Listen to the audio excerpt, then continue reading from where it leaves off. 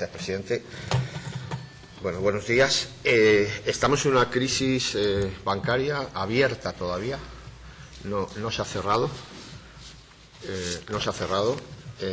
Quiero resaltar esto, porque estamos hablando de una situación que desgraciadamente puede empeorar, con unos créditos refinanciados que tienen un cierto déficit de provisiones reconocido por el Banco de España, un rescate abierto no concluido, un banco malo que puede ser más malo todavía, porque depende de la calidad de los activos que tiene y cómo se vendan.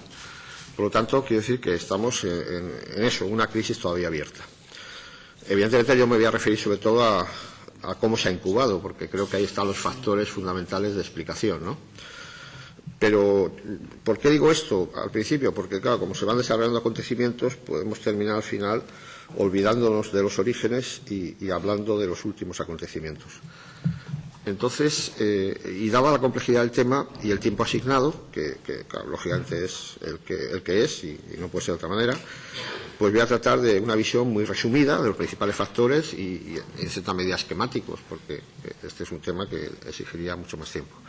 Pero quiero resaltar lo que, desde mi punto de vista, y con la mejor intención de análisis, creo que puedo decir. Una primera matización es que se trata de una crisis muy amplia de las cajas de ahorro, pero no de todas las cajas de ahorro. Y en particular, ahí está la Caja de Ahorros y Pensiones de Barcelona, la Caixa, que ha tenido un beneficio hasta 2011 positivo. Y el primer ejercicio que lo tiene negativo es 2012, y es llamativo, claro, porque es que las políticas que están aplicando nos pueden llevar a otra nueva crisis bancaria.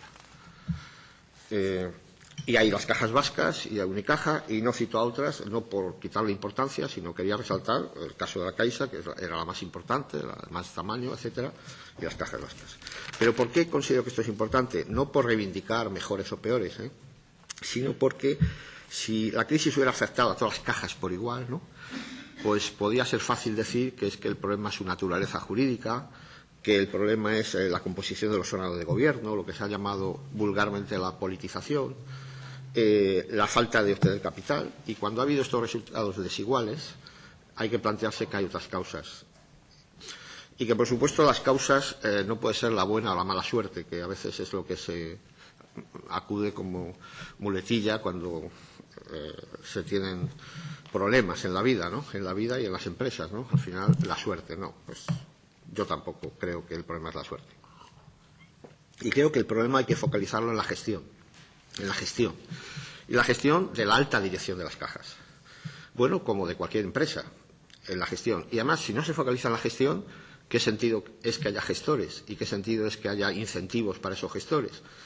No tendría ningún sentido. Entonces pongamos a cualquiera al frente de una empresa, pública o privada, y saldrá cualquier cosa que no dependerá de esa persona. No, entonces yo creo que es importante fijarse en la gestión.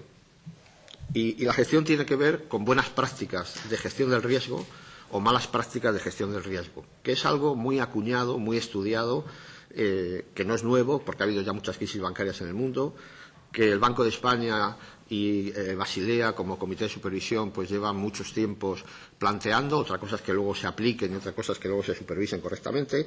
Pero en cualquier caso es un concepto muy acuñado, no me invento yo, lo de buenas prácticas y malas prácticas. Es algo que pertenece al lenguaje técnico bancario. Entonces yo distingo tres fases en la crisis, que es la incubación de la burbuja, y por citar fechas redondas, que lógicamente no son perfectas, sitúo 1996-2006. La incubación de la burbuja de crédito y burbuja inmobiliaria. Lógicamente, en 1996 no es que haya burbuja, es un comienzo, y seguramente en 97, 98, pues era incipiente y no pasaba nada, etcétera, ¿no? Pero digo por poner un comienzo, ¿no? Pero desde luego, con la entrada del euro, eso ya se dispara. Con la entrada del euro se dispara por muchos motivos que no me puedo desviar. La segunda fase es cuando estalla, para mí, la crisis en agosto de 2007.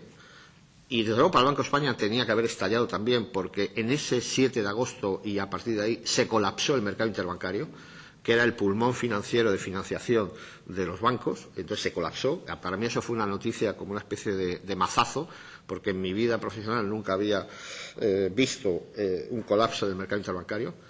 Y entonces aparece ese estallido y la gestión en ese periodo, podemos llamar largo, semestre 2007, 2008 y 2009, lo que podríamos llamar la gestión inicial de la crisis. Y para mí la tercera etapa es la gestión actual, que arranca 2010, también por poner fechas redondas. Estamos en 2013, como 2010 mediados podemos decir que hay unos cambios de política económica dentro del gobierno que en ese momento existía en España, y 2013 estamos en 4 años, que vamos a 5, de una gestión de la crisis, que yo ya adelanto que para mí es la generación de una segunda crisis. Es decir, la gran contracción económica denominada austeridad es en realidad un factor adicional de retroalimentación de la crisis inicial. Bien, entonces, en esa burbuja inmobiliaria, lo que ocurrió es que aumentó de forma muy significativa la exposición al riesgo de crédito y al riesgo de liquidez de las entidades financieras. Aumentó de forma significativa, dejando claro que el riesgo siempre está presente, es inherente a la actividad bancaria, no se puede hacer actividad bancaria sin riesgo, y por eso es el gran problema de la responsabilidad. O sea, yo no quiero hacer alusiones personales, pero voy a hacer una sola. Cuando yo era director general financiero de Caja Madrid, esos 4 años, dormía los sábados y domingos con los balances y las cuentas de resultados de la Caja, porque si te dedicas a eso no puedes hacer otra cosa. No puedes hacer otra cosa, tienes que dedicarse a eso y únicamente, porque estás siempre en el problema de lo que puede ocurrir, de cómo puede evolucionar la economía, de qué puede pasar con los tipos de interés. Por lo tanto, y por eso reivindico la gestión, porque es que hay que dedicarse a eso, a gestionar. ¿Y a gestionar qué? Los riesgos. Y entonces, ¿qué ha pasado en este proceso de incubación? Que esa sobreexposición al riesgo de crédito ha venido porque por un incremento totalmente, podemos llamar, indeseable, no hago juicios morales ni éticos, sino indeseable financiero, del crédito promotor y constructor. O sea, el incremento del crédito promotor y constructor, realmente el que ha estado gestionando la entidad financiera sabe que donde está el problema de las hipotecas es en el promotor y el constructor, no en la gente de primera vivienda. Incluso hasta no en la gente de la segunda vivienda, es fundamentalmente el crédito promotor. Porque en España se ha estado financiando a los promotores 100%. Sin garantías. Se ha estado financiando así. Por razones que no puedo extenderme, pero es un hecho. Es un hecho. Se ha financiado compra de suelo, con garantía del propio suelo. Se ha sobrevalorado las garantías porque esa era la burbuja, pero se creaba la ilusión de que había una cobertura de riesgo que no existía. Y se tendría que haber rebajado el valor real de las garantías a efectos de cobertura de riesgo de crédito. Ha habido una financiación por encima del 80% para los préstamos hipotecarios, y como las garantías estaban sobrevaloradas, esa financiación en algunos casos podrían ser del 150%, porque es que las garantías estaban sobrevaloradas. Ha habido una exposición geográfica adicional que muchas cajas incurrieron para ganar cuota de mercado en una ilusión óptica, porque todas hacían lo mismo y se quedaban igual, pero se exponían a unos riesgos mucho mayores porque entraban en territorios que no conocían. Y además es claro que cuando un banco se expande fuera de su territorio habitual, pues va a encontrar más morosidad y más posibilidades de riesgo que cuando se expande en su territorio que conoce.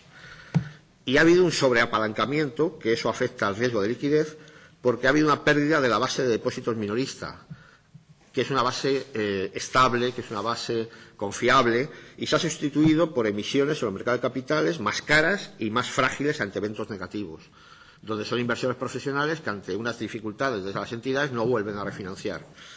Ha habido unas titulizaciones masivas buscando financiación que las pudieron colocar muy bien en países nórdicos, en Alemania, pero que cuando viene la crisis de Estados Unidos se cierran esos mercados. Y ha habido una apelación a la financiación a corto plazo del Banco Central Europeo, que como corto plazo pues tiene el problema de la renovación y de tener colaterales para poder entregar, que eso es lo que hizo la avalancha de avales entregados por el Estado para que las entidades se pudieran financiar en el Banco Central. Y todo esto generó una ilusión de euforia financiera, porque se confundió que el incremento de los balances era el incremento de la riqueza, y no, era el incremento de los riesgos más que todavía los balances. Es decir, los riesgos estaban creciendo más que los balances. Y la idea de que qué bien estamos porque crecemos mucho en finanzas, en bancos, es la idea más equivocada del mundo. O sea, la idea más equivocada del mundo es que todo va bien porque se crezca mucho en el balance. Porque el gran problema es la calidad de los activos que hay en esos balances. Ese es el gran problema, la calidad de los activos. Bueno, entonces, estos excesos de crédito y apalancamiento, para mí, no creo tener duda en decir que tiene que haber ahí malas prácticas. Malas prácticas que no lo puedo señalar en concreto, porque eso exigiría pues, un proceso de investigación detenido, con papeles, con encuestas, con entrevistas, etcétera, etcétera. O sea, yo no puedo decir fulanito, menganito, lo ha hecho bien o lo ha hecho mal. No me puedo atrever a asumir esa responsabilidad. ¿Y quién lo puede decir? El Banco de España, que tiene las actas de inspección y que tiene la opinión de los funcionarios. Y además yo puedo decir, porque he tenido contacto con el Banco de España en los años 2004, 2005 y con altos responsables, que había en algunos sectores una amplia conciencia de que estábamos en una situación explosiva. Que todo el mundo estaba ahí, vamos, no todo el mundo, cuidado, vamos a ser concretos, personas con criterio estaban asustados de cuándo esto va a estallar y qué va a pasar. Bueno, pues porque el propio Banco de España sacaba informes diciendo que estimaba una sobrevalorización de los activos inmobiliarios y lo que pasa es que se quedaban en el rango bajo de las estimaciones y otros daban mucho más. Por lo tanto, quiero decir que era algo cotidiano saber que algo estaba pasando. Entonces, cuando viene el choque externo, que son las crisis de Estados Unidos, las subprime, etcétera, pasa como cualquier otro fenómeno de la vida, que ese choque externo consigue unos resultados diferentes en cantidad según sus fortalezas y debilidades que presenta ante ese choque externo. Y entonces es a través de esas debilidades y fortalezas el que unos quiebran, otros no, unos pueden sobrevivir, otros no, etcétera, etcétera, porque es la gestión que se ha hecho en el periodo de incubación de la crisis lo que determina la capacidad o no de, digamos, de hacer frente al virus, ¿no? Al tsunami que fue real, que fue la crisis financiera que vino de Estados Unidos. Y en esta primera etapa, que para mí es donde tienen que buscarse fundamentalmente los orígenes y gran parte de lo que ha pasado, lo que pasa es que luego ha seguido la vida, ahí el Banco de España, yo querría decir algo del Banco de España. Y yo creo, estoy hablando del Banco de España respetando la labor de muchos inspectores que conozco, que tienen muy buenos criterios, etcétera, pero estoy hablando del Banco de España como institución. Y estoy hablando del Banco de España sobre todo como cúpula directiva, que al final son los que toman las decisiones al margen de lo que le diga tal inspector o le diga tal jefe de inspección, ¿no? Entonces, en definitiva, el Banco de España ha cometido una vez más lo que se dice que no deben cometer los reguladores, y es hacer una supervisión forense y no preventiva.